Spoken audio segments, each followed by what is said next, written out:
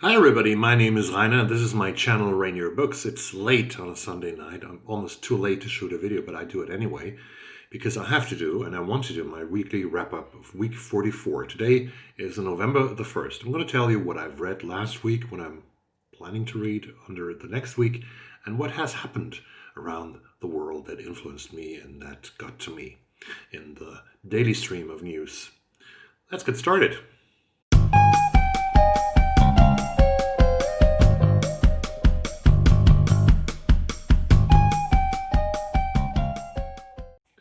I had quite a good week of reading. I think the last week, week 44, was good after I had some weeks that were a little below average. I could prick one more book onto the Goodreads challenge that I made for this year.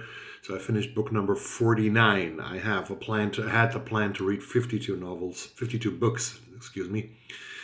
books in 2020, and I'm up to 49, and I should reach my goal by the end of December, and that's beautiful. I finished The Great Offshore Grounds by Vanessa Veselka already last Sunday. I tried to get that bulb out of the way. I finished Vanessa Veselka's The Great Offshore Ground already last Sunday, and Paula from Draw Your Book made a first video in a beautiful series that we have called, or that actually Sarah from Hardcover Hearts has called In Deep Conversation, and that we were allowed to borrow as copycats here. And she asked me some questions. I answered with a video that I posted, I think, after midnight today, Sunday. And she is going to answer, and I can't wait for her answer, for her final answer for The Great Offshore Grounds. She answered my questions. So if you have read The Great Offshore Grounds, go to these videos and please drop a comment. It's a great book that you should read in 2020 or 2021 if you don't manage to do so, if your TBR is already set for the end of the year, as many people have made TBRs. I saw that on the internet. On BookTube. Yes, I did. So let's get started with the books that I read, actually, or tried to read. I talked about, I have to show it again, sorry. I talked about The Great Offshore Grounds by Vanessa Veselka. That is a book that I have read. After that, I started reading on Monday because I have to deliver it back to the library here in Stockholm, actually this coming week now. Probably actually tomorrow, but I might bring it back on Tuesday or Wednesday. There are no more penalties because of the COVID-19 pandemic. So I won't have to pay, but somebody will have to wait for that book because somebody wants to read it. So I will deliver it as much on time as possible for me. I read and I finished last week Daisy Johnson's novel Sisters. Daisy Johnson, I think Lauren Groff, the great Lauren Groff that I admire a lot, has called Daisy Johnson a monster of fiction or something beautiful like that. And this is her second book. I haven't read her first book. Didn't manage to read her first book. That was called Everything Under. This is a British author, Daisy Johnson. She lives in Oxford. She is pretty young. I think she's not even 30 years old. And Sisters is a book about two sisters, about July and September, about their relationship with each other. The book is told from several perspectives. It's told from the perspectives of July, the younger of the two sisters. It is told from the perspective of Sheila, the mother, smaller part of the book, and it's also told out of the perspective of the house that they are living in, the house at the coast somewhere in England, I think in the east of England.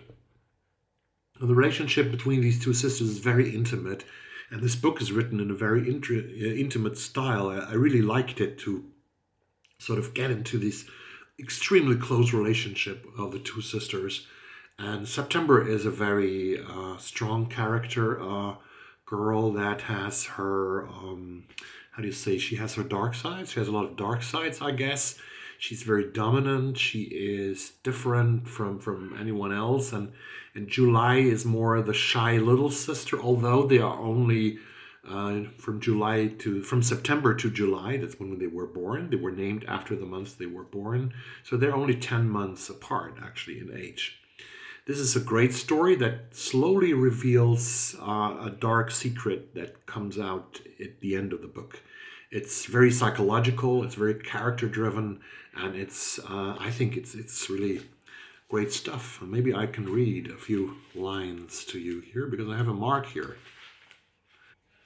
That's where how Daisy Johnson describes the house that they are moving to. They have lived in Oxford, and they move with their mother back to a house where they have lived many years ago and where September actually was born. September and July are teenagers. They are in the middle of their teens, not 17 or something, but like 15, 16 years old in the most larger part of the book. We have some flashbacks where they're younger. The kitchen is too small for all three of us. September pulls herself up onto the counter and glowers. Mum pushes the plug into the sink and runs the tap. Looking at her, I remember the night of the book launch. She had worn a gold dress, red shoes with velvet ribbon that laced up her calves. Her cheeks had been flushed with wine, her arms around both our shoulders. At midnight she had taken off her shoes in the pub and stood barefoot talking to someone from the bookshop. September had put her face very close to my ear and said, "She looks like a goddess." We had loved her then, willingly, unendingly, in a way that I think we do not often do.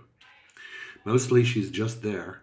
Mostly she's just a mother to us, and she's in rooms the way chairs and tables are. The house burbles around us. The water chokes out of the tap. She doesn't catch our eyes. She washes them and passes things to me, and I dry them and then give them to September to put in the cupboard. I want to tell Mom how we're sorry, really sorry about what happened at the school, and that maybe we could go to the beach together or have dinner. I want September to say it too, and when I look at her, she shrugs and says, "Mom."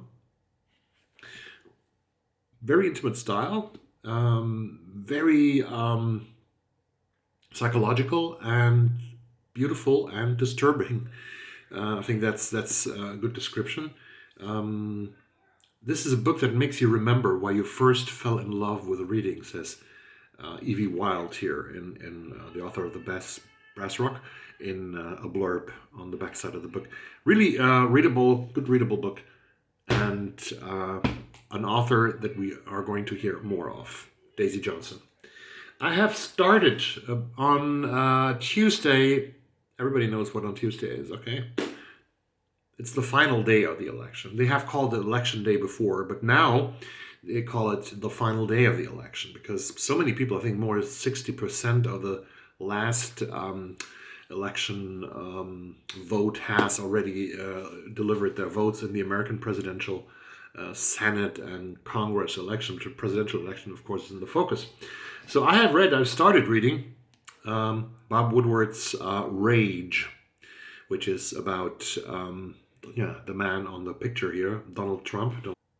He's the 45th, right? The 45th president of the United States. And this book, I have started reading it. It's very, I think books by Bob Woodward and many American journalists who write about presidents and about the time we are living in. When you pick up these books, they are written like it's so fluffy and so easy to read them. They are, Here, in the beginning of the book, you can read how Mr. Trump has recruited both his first defense secretary, James Mattis, and his state of secretary, Rex Tillerson.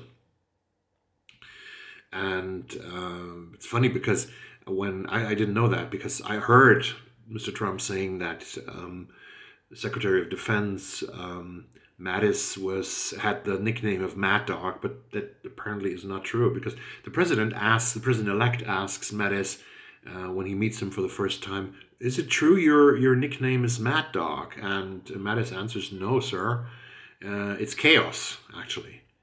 But the president said, but would you be okay if I call you Mad Dog? So Mad Dog was very good for his narrative that he wanted to tell about his Secretary of Defense. And Rex Tillerson, who is a Republican, was very surprised when he got the call from Mike Pence. Actually, Mike Pence, who calls these people for the first time and then brings them to Washington to meet Donald Trump, and meet also with Ivanka Trump. James Mattis is very surprised when he comes to the job interview, the first job interview in the Oval, no, not in the Oval Office, but in Trump Tower in New York, because it's the president-elect we're talking about, that Ivanka Trump is there. That I'm going to continue with Rage, whatever happens on Tuesday. So, the presidential elections. Let's talk about a little bit about the world. Oh my God, COVID, COVID, COVID. That's what President Trump says in his rallies right now. He's complaining about that. Everybody's talking about COVID, COVID, COVID, and he promises that he says that it's more or less a hoax of the media, that after November 4, that the media just wants to get rid of him, and that's why they write so much about COVID. And after November 4, the president said nobody will write about COVID anymore. They will write about that plane with the 500 people who died in that plane crash that nobody has heard about. And even the son of President Trump, Don Jr. Trump, has complained last week and has claimed that actually the hospitals are lying because they say that so many Americans die, which is not true, said Don Jr. And that's, of course, a very interesting alternative fact, isn't it? I think the election is on Tuesday. There we have COVID. We have this enormous crisis where Spain has announced a national emergency, where Germany is going into a lockdown tomorrow, where Great Britain already has gone into a lockdown, where France is in a kind of lockdown, where Italy is in a lockdown, where even Sweden now, after they have been a very liberal strategy. They had a very liberal strategy toward the virus. Even Sweden goes into it's some kind of partial lockdown, because their recommendations that they have given us on Thursday for about 70% of the population in different places of the country, like in Stockholm, Gothenburg, Malmö, Linköping, Norrköping, Örebro, and Uppsala, which about 70% of the population live in these areas. We have to limit our social life extremely. It's not an order by the authorities here in Sweden. As always, it's always a recommendation. But in the culture of Sweden, of the Swedes, recommendations are extremely strong. If you don't follow recommendations by the government or by the authorities, you are a strange kind of fellow. So that's a different kind of culture.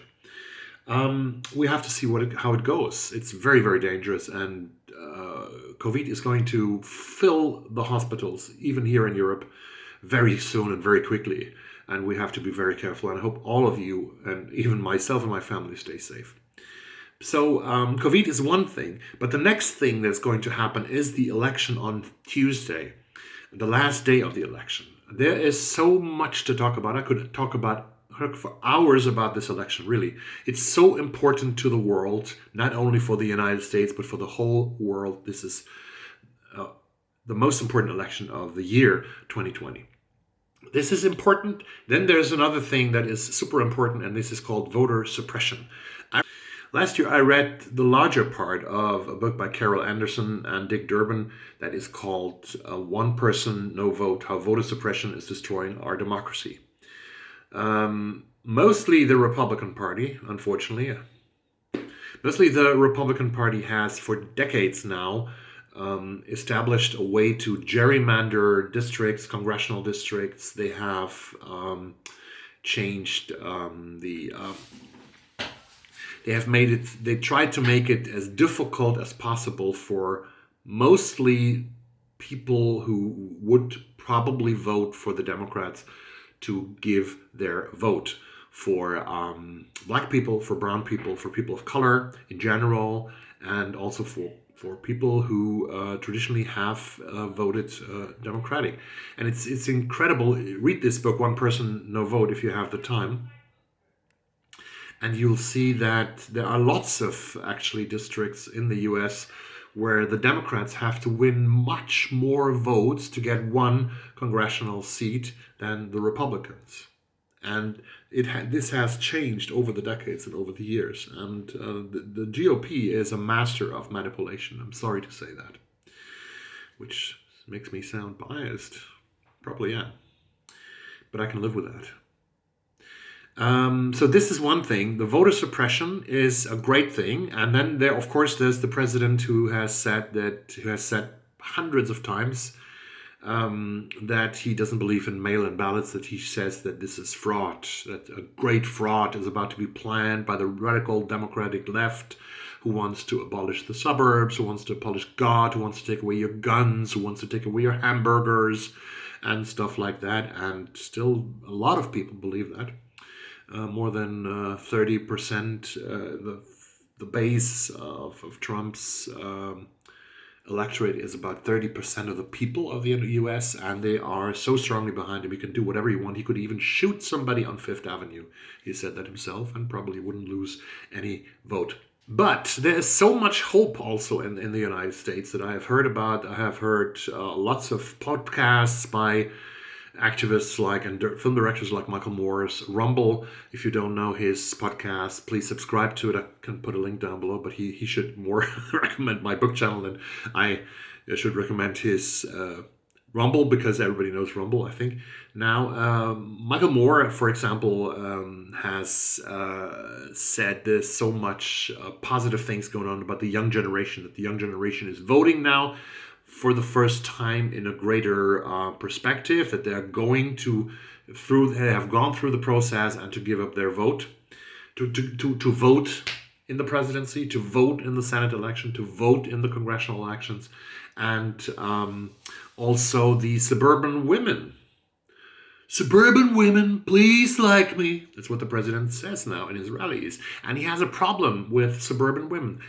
And I heard a very interesting podcast by the New York Times, I think 2 weeks ago, week 43, where a lot of these suburban women in, I think, Ohio were interviewed, and they said that they are actually campaigning for, they have built groups and campaigned for Joe Biden, and said that we have to take away our children from the sitting room, from the kitchen, when the president is on TV, because he might say something that we don't want our children to hear, want our children to repeat.